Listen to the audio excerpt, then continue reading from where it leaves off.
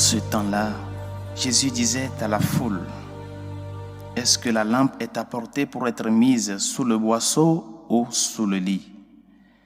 N'est-ce pas pour être mise sur le lampadaire? Car rien n'est caché sinon pour être manifesté. Rien n'a été gardé secret sinon pour venir à la clarté. Si quelqu'un a des oreilles pour entendre, qu'il entende. » Il leur disait encore, « Faites attention à ce que vous entendez. La mesure que vous utilisez sera utilisée aussi pour vous, et il vous sera donné encore plus. Car celui qui a, on lui donnera. Celui qui n'a pas, on lui enlèvera même ce qu'il a. » Acclamons la parole de Dieu. Louange à toi, Seigneur Jésus.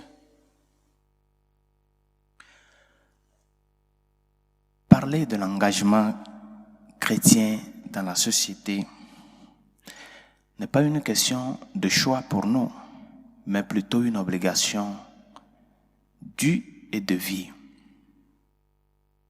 Le Seigneur dit que c'est par les fruits que vous portez que l'on vous connaîtra comme mes disciples. Et c'est pour cela Saint Jean insistait dans l'un de ses passages que la vie, ce que vous croyez en celui que le Père a envoyé. La volonté du Père, ce que vous croyez en celui qu'il a envoyé. Et cette foi dont parle Jean dans ce passage est une foi qui doit être accompagnée avec les œuvres concrètes. Par conséquent, notre appartenance au Christ n'est pas une réalité de dire que je le connais. J'ai une fois entendu parler de lui. Non. Mais plutôt que cette appartenance se fait expressément sentir de par la réalité concrète que nous vivons au jour le jour. Nous ne sommes pas appelés à faire des choses extraordinaires, mais plutôt que ce que nous vivons de par notre quotidien rentre dans cette logique d'une connaissance et d'une expérience personnelle. Et c'est pour cela que le Seigneur dit, personne n'est exempt. Personne n'est exempt de produire des fruits. Personne n'est exempt de cela. Parce que sinon, la vie chrétienne devient, ou bien l'appartenance au Christ devient quelque chose de vide. Ce qui doit être comme une chaîne qui s'entrechaîne, non? Au fur et à mesure que les jours avancent, si nous ne portons pas de fruits, si nous ne nous engageons pas de par ce que nous recevons, c'est comme si nous sommes en train de couper la chaîne. Il n'y aura pas cette continuité dans le temps. C'est nous qui faisons de cet engagement une réalité continuelle de notre appartenance au Seigneur. Et c'est pour cela qu'il est important que nous puissions arriver à lutter pour que la volonté de Dieu se fasse chair, s'accomplit dans nos obligations de tous les jours. Que nous parvenons à répondre à cette volonté première du Christ de pouvoir concrétiser ce que le Seigneur veut de nous à travers le quotidien de tous les jours.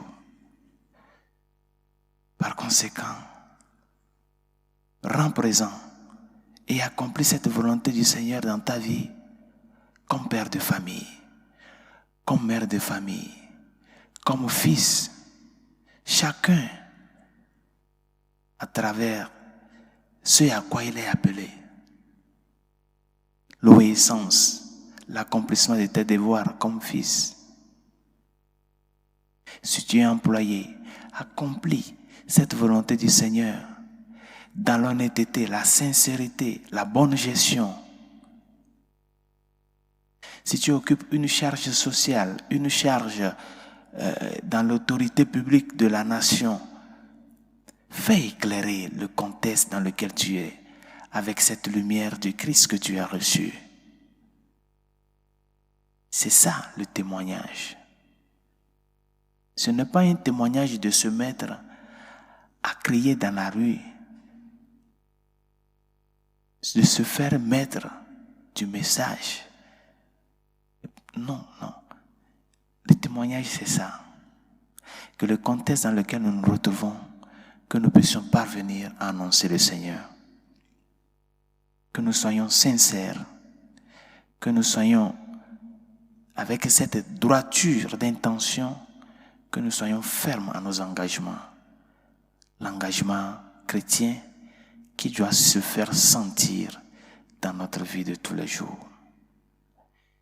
Le pape Saint Paul VI disait que notre monde d'aujourd'hui n'a pas besoin de maîtres, des gens qui crient, qui enseignent. Il a plus besoin des témoins qui font de leur vie une oblation au jour le jour pour annoncer le Christ.